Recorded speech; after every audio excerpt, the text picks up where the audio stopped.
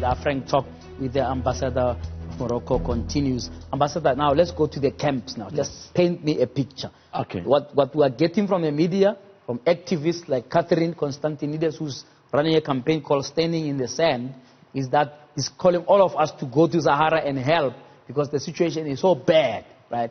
There's human rights violation. The army is torturing people. There's even a big wall being built, like Trump is trying to build a wall out there in Mexico. It sounds scary, Ambassador. Please demystify it for me tonight. Okay. Thank you very much for asking me the question. Yes. I completely agree with you. Okay. Completely share the views. The human rights today are violated in the Polisario camp in Tindouf in Algeria. They have never since 40 years. They have systematically increased. 10,000 of Sahrawis are still, as you said, trapped in a very difficult condition. No freedom of speech, no freedom of association, no freedom of movement, no independent civil society, and no political parties. Access to the camps by human rights monitors is limited and strict visa requirements. So they have, Algeria and Polisario have systematically refused, as I was saying to you earlier, to conduct a referendum to know. Even today, international organizations are making declarations about the diversion of food aid from the European Union and so on. So it is now time, as you said, and I will take this occasion to say it very clearly, JJ, and thank you for giving me this opportunity. It is time for the international community to stand up and simply ask that honest answers be provided to simple question. How many people are there today in the Tindouf camps? What is the will? Because international right is asking, law is asking to know what is the will of this population. They want to stay in this camp, they want to go everywhere, they want to go elsewhere. Where have, another question, where are millions of euros that has been given by the European Union left? Fact are fact. A census, if it was conducted, will bring the answers to this question. Since 2011, the Security Council has been repeatedly asking to conduct a census in this region. I would like, JJ, with you, to ask one question for all of us here. What is that some parties want to hide from the international community? As you have said, today the situation in the camp is disastrous. Yes. Disastrous. Are you saying that that situation that you so well described has nothing to do with the Kingdom of Morocco? Because Morocco is the country, the Sahara is. I sent some images. You can see it is peacefully. You have 3 big airports in Dakhla, in Ayoun, in Smara. People are living. They are democratically elected. So who's responsible for this human rights violation that we are describing? Who's responsible? People are in the camps for more than 40 years. People themselves? No, they have been trapped by the movement called Polisario. They don't give them the freedom of. If they want to go back, because international humanitarian law asks for the UN, for the High Commission for Refugees to census them, to conduct census, but also to give them, if they want to work, if they want to move, give them freedom. So today there is a big humanitarian problem in the region, in Algeria, in Tindouf camps. I know that today we need to ask them to conduct the census, and they are a minority. We respect minorities. Morocco is a democratic country. Morocco has in its constitution human rights as a culture. There is a problem, yes. Let's solve this problem. Where the camps are in Algeria.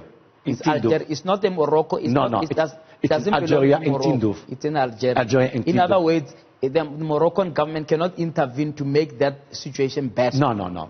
It's not. It is the responsibility of the host country of these refugees to let first the High Commission to make the census, to give the freedom to people to move. They are trapped in Algeria in very disastrous conditions. And today, I think what we should do is to respond positively to the will of the Security Council, who asks that... Have the people living in those camps approached Morocco for help? No, many people came back to Morocco.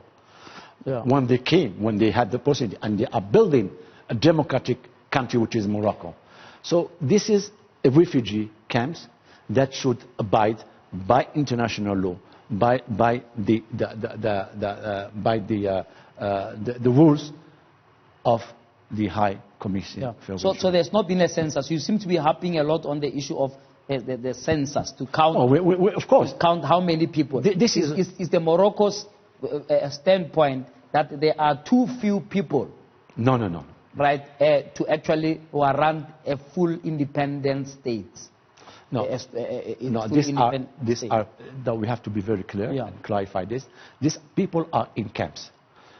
We need to implement the international law. What does the international law say? That these people, we must be registered. They must have the freedom to choose not to stay in camps. They are maintained. And today people are exactly what you say. They are refusing this camp. There are a lot of riots in the region. And today I think there is some problems over there. What is the issue of great concern to all countries of the region? And that's when you create a vacuum, when people are in very difficult situation, they can go somewhere else. Somewhere else, you know what I mean? Because today there is the threat. Are you saying that there are people in the camps who are there against their will? Of course they are against their will. Some people are smuggling the aid. Some people went to the terrorist movement in the region. You know, our region is very Sahel, Libya, and Algeria, Captain Tindouf. The connection, you know, Sahel, it's a big... And I want to talk to you and to speak about the security situation in a region. Because nobody today is immune. Yes. What is the role of Morocco, in your understanding? Yes. What is the role of Morocco to resolving this situation? Because this is happening under your doorstep. No. Depends which situation you are talking about. About these camps, they have to, Algeria and Polisario have to respect the cause of the Security Council to send. Then they should, I think, work with good faith with the Security Council, with the UN, according to the parameters to solve this issue of Sahara within these parameters I told you. Pragmatism, realism, durability. In 1984, when you left the AU, what was the AU suggesting must happen, actually? No. Just to simplify it. No, I told you, we were the country who proposed the referendums of determination. Yeah. I told you. And the AU refused. I refused because they have accepted, they have prejudged, they have decided that this entity is a state without organizing a referendum. So they have prejudged of the results, and then, of course, automatically the proposal falls. And if you were to sum it up for me, what disadvantage would Morocco suffer should that state be created? Listen, today, Gigi, there is no room for failed state. Today, Gigi, the future of our region, for Africa, is regional integration. Today, the most important is how much growth you can promote. We cannot, this menu differences, build up a coherent regional scheme. I'm happy. 6 months that I'm living in South Africa, I saw you were able in South Africa to create a coherent regional scheme, the SADC.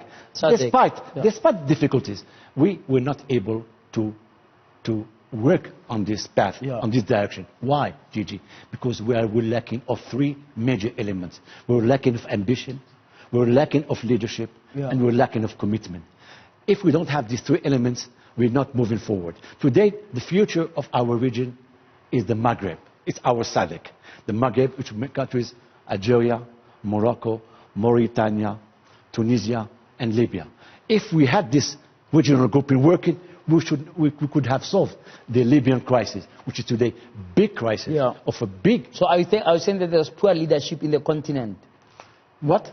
Are you saying there's poor leadership in our region? In your region? In the Maghreb, I was talking about Maghreb. Leadership. We need to interconnect our networks, energy, agriculture, everything.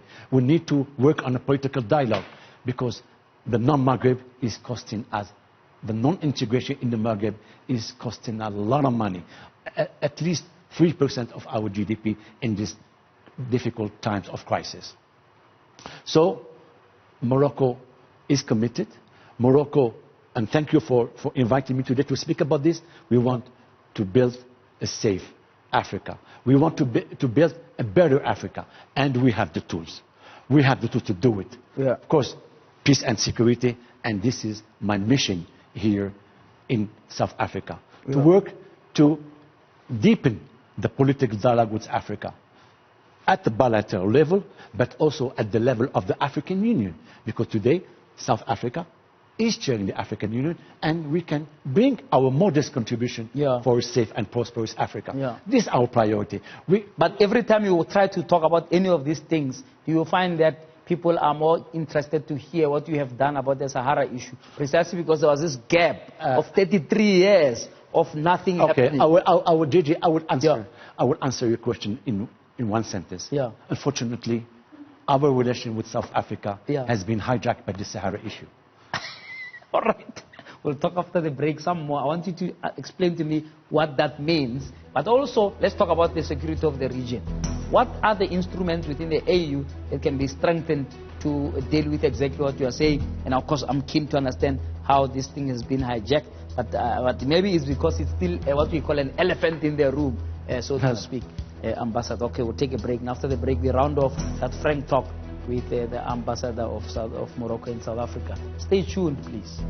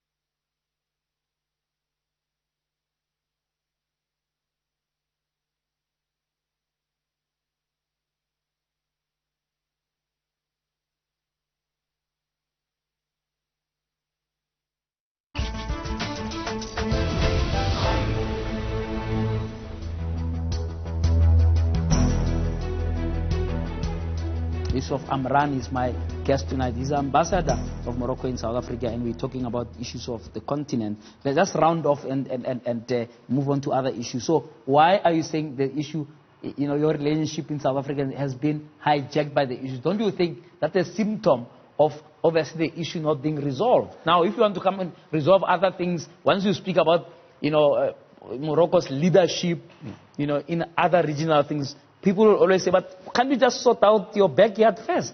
Well, this issue is going to be solved. I think, and we are trying to work on other tracks today. This will be solved within the UN, respecting the rights of everyone.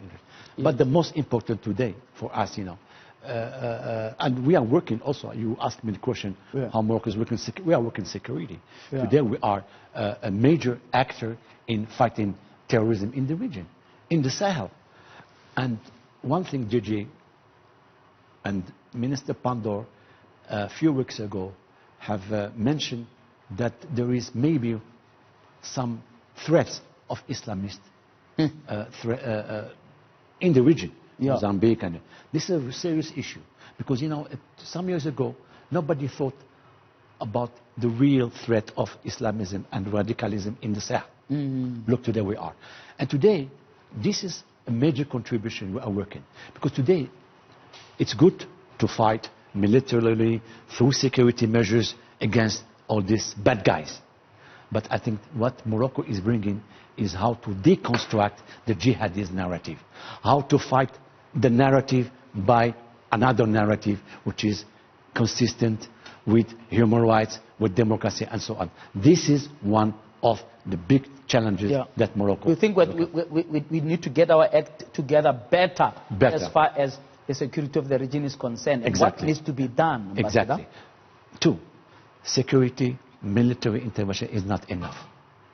We need, what I told you, to work on the narratives, on deconstructions through the media, the jihadist narrative.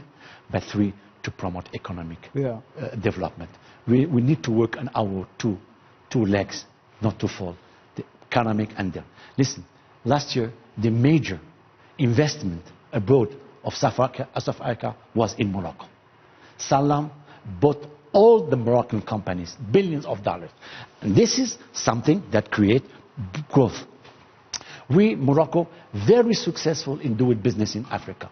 We are in the telecommunication, in Central Africa and Western Africa, finance, banking, and it's working because stability comes with doing business. And now, I think President Ramaphosa has in its priority the free trade agreement of Africa. Trade is essential. Look at the example of the European Union, how they have moved, because we have to create trade, to promote trade, and to create jobs for our young generation. People, they are fed up with rhetoric discourses, with ideology. They want concrete results in the ground, jobs, good governance, democracy. This is what African people want. This is our vision for Africa. And I think we share the same vision because we cannot continue now. We have to solve the ongoing conflicts we have, so Libya and so on. It's important, it's urgent, but our big project is building a better Africa, a safer Africa, a prosperous Africa. And I like this expression that Ramaphosa said, prosperous and audacious Africa. We need to do our own homework internally. Yes, we're not all good. We have our problems. We need to do our own homework in building up strong economies, strong democracies, to start working together. Because today, Gigi, history is knocking at our doors. Whether we are at the level of the expectations of our generation or we are doing nowhere. We are moving nowhere. We need to work. This is something we don't have to tell stories to our people. They know what's going on. Maybe in the case of Morocco, we are working. We are doing our own homework. We didn't wait for the Arab Springs to change. Thanks to the leadership of the king, we have introduced reforms in our constitution. Women, gender equality is a priority. Human rights are in our constitution. We have no complex, no taboos as to move forward. And that's why this is the way. Of course, when we need to do more efforts. We have our own problems in Morocco. We're now working on... Do you think that the security setup within the AU is weak? Or in diplomatic language, inadequate? Because, I mean, just take example of these youngsters who were stuck in a forest. They're still stuck 6 years. No. You know, I mean, can you picture if 200 European kids were stuck in some forest in Western Europe, you know, or some American kids were stuck in Canada when they were on holiday? What would have happened? I mean, the whole world would have been on its feet. But yet in Africa, 200 children are stuck in a forest, and we know who the culprits are. We know that these people were taken by Boko Haram terrorists. And yet we have not acted. We've got 50 some odd armies in our continent. I mean, how do you explain that, Ambassador? As I told you before, we need to do our own homework. You know, this child or the children, if they are lost because they didn't have access to the education, they have no jobs, they were not prepared to fight against the extremist ideas. So this means that we have failed somewhere we have failed in responding, as I said earlier, to the expectations of our young generation. It's not only an issue of security, because as I told you before, security issues are important, but they don't explain everything.